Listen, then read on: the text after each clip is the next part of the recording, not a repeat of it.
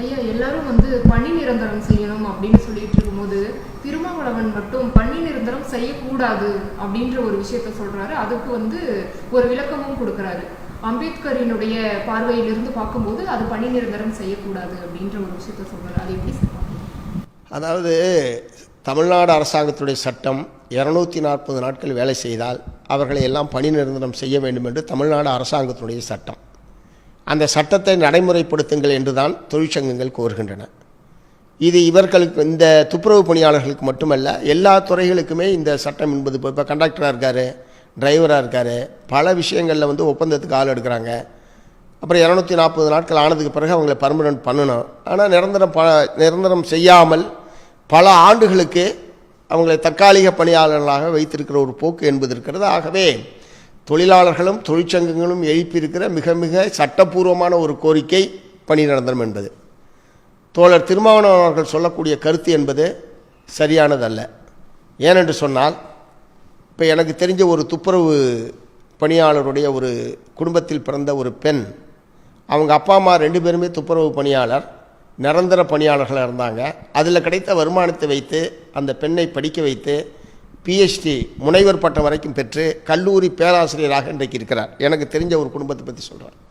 ஒருவேளை அவர்களுடைய பெற்றோர்களுக்கு அந்த மாதிரி பணி, நிரந்தரமான ஒரு பணியும் வருமானமும் இல்லாமல் போயிருந்தால், இந்த நான் சொல்லக்கூடிய இந்த பேராசிரியராக இன்றைக்கு பதவிக்கு வந்திருக்கிற இந்த பெண்ணும் இன்னொரு தூய்மை பணியாளராகத்தான் இருந்திருப்பார். ஆகவே இந்த பொருளாதார வாய்ப்பு, பணி நிரந்தரம், அதிலே கிடைக்கக்கூடிய ஊதியம், அதிலே கிடைக்கக்கூடிய பணி பாதுகாப்பு, அதைத் தொடர்ந்து வரக்கூடிய பல்வேறு சலுகைகள், இவை அனைத்தும் சேர்ந்து அடுத்த தலைமுறையை இந்த பணியிலிருந்து விடுவித்து வேறு பணிகளுக்கும் வேறு வாய்ப்புகளை உயர்கல்வி பெறுவதற்குமான ஒரு நல்ல வாய்ப்பை அந்த குடும்பத்துக்கு ஏற்படுத்துகிறது.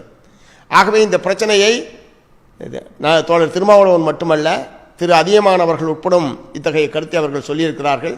இது கொஞ்சம் கூட ஏற்கத்தக்கதல்ல.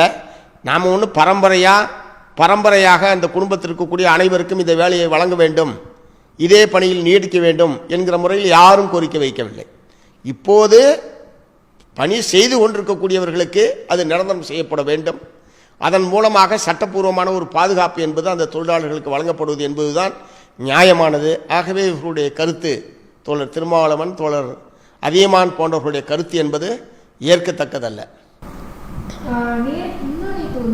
இபிஎஸ் பேசும்போது ஒரு விஷயத்தை சொல்லியிருந்தாரு. பாவ மூட்டைகளை, திமுகவுடைய பாவ மூட்டைகளை திரும்ப சுமக்கிறாரு அப்படின்ற ஒரு விஷயம்.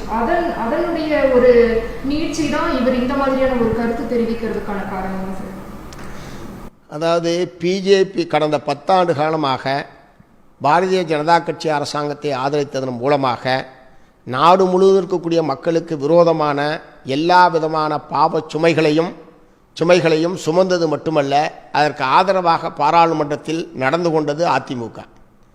அது வேளாண் விரோத சட்டங்களாக இருக்கட்டும், தொழிலாளர் விரோத சட்டங்களாக இருக்கட்டும், அல்லது கார்ப்பரேட்டுகளுக்கு ஆதரவாக அவர்கள் நடந்து கொண்ட விஷயங்களாக இருக்கட்டும், குடியுரிமை சட்டத்தை மூலமாக குடியுரிமையை பறித்த விஷயமாக இருக்கட்டும், இப்படி நாடு பூரா இருக்கக்கூடிய மக்களுக்கு விரோதமான பிஜேபியினுடைய எல்லா நடவடிக்கைகளையும் ஆதரித்த எடப்பாடி இங்கே திமுகவினுடைய பாவச்சுமைகளை, நாங்கள் திமுக செய்யக்கூடிய நல்ல காரியங்களை வரவேற்றிருக்கிறோம். மக்களுக்கு பாதிப்பை ஏற்படுத்தக்கூடிய விஷயங்களாக இருந்தால் அதை எதிர்த்து வலிமையான முறையில் எங்களுடைய கருத்துக்களை தெரிவித்து வந்திருக்கிறோம். மார்க்சிஸ்ட் கம்யூனிஸ்ட் கட்சியாக இருக்கட்டும் அல்லது தோழமை கட்சிகளாக இருக்கட்டும், நாங்கள் ஒன்றும் கண்ணை மூடிக்கொண்டு திமுகவை ஆதரிக்கவில்லை. ஆதரிக்க வேண்டிய விஷயங்களை ஆதரிப்பதும், இது தவறு என்று நாங்கள் கருதக்கூடிய விஷயங்களை எங்களுடைய கருத்துக்களை வெளிப்படுத்துவது என்பதும் தொடர்ச்சியாக நாங்கள் மேற்கொண்டிருக்கிறோம்.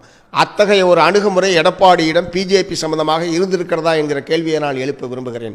அவர்கள்தான் கண்ணை மூடிக்கொண்டு பிஜேபி எது செய்தாலும் தேர்தல் உறவு, கூட்டணி என்கிற பெயரில் தமிழ்நாட்டு மக்களுக்கு, இந்திய நாட்டு மக்களுக்கு விரோதமான அனைத்தையும் ஆதரித்த குற்றவாளி எடப்பாடி என்பது நாட்டு மக்கள் அனைவருக்கும் தெரியும்.